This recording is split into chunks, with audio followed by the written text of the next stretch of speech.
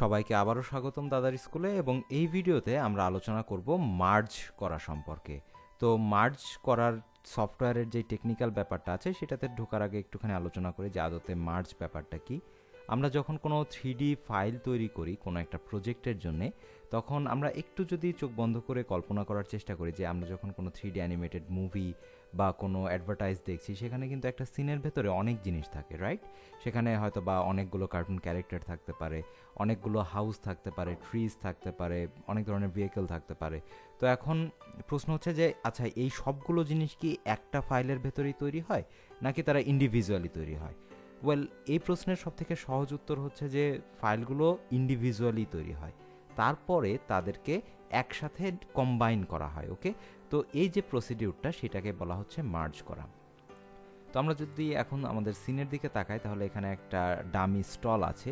তো এই স্টলের জন্য আমরা চাচ্ছি যে সেখানে হয়তো বা আরেকটু একটা ডিফারেন্ট টাইপের গেট থাকলে ভালো হতো।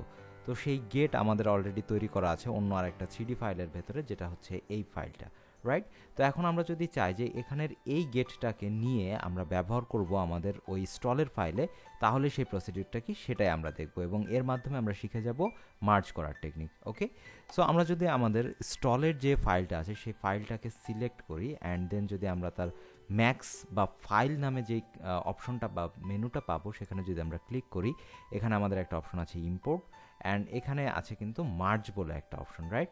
সো আমরা যদি এখন মার্জে ক্লিক করি, এরপরে আমাদেরকে সিলেক্ট করতে হবে যে আমাদের কোথায় সেই ফাইলটা আছে। দ্যাট মিন্স আমরা কম্পিউটার এক্সপ্লোরারের ভেতর থেকে ফাইন্ড আউট করব যে আমাদের সেই ফাইলটা কোথায় আছে। সো আমাদের এই ডেস্কটপে একটা ফোল্ডার, সেই ফোল্ডারের ভেতরে এটা হচ্ছে আমাদের ম্যাক্স ফাইল।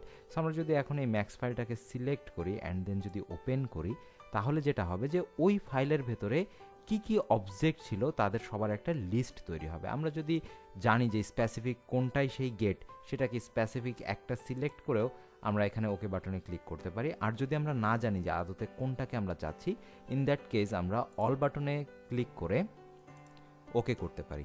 অ্যান্ড যখন এই উইন্ডোটা অ্যাপিয়ার হবে, তখন আমাদেরকে যেটা করতে হবে সেটা হচ্ছে auto rename. So auto rename করার কারণ এটাই যে আমাদের ওই যে ফাইলটাকে আমরা মার্জ করতে চাচ্ছি, সেই ফাইলে হয়তো বা এমন কোনো অবজেক্ট আছে যার নাম আমাদের এক্সিস্টিং ফাইলের, দ্যাট মিন্স এই ফাইলটার কোনো একটা অবজেক্টের নামের সাথে মিলে যাচ্ছে।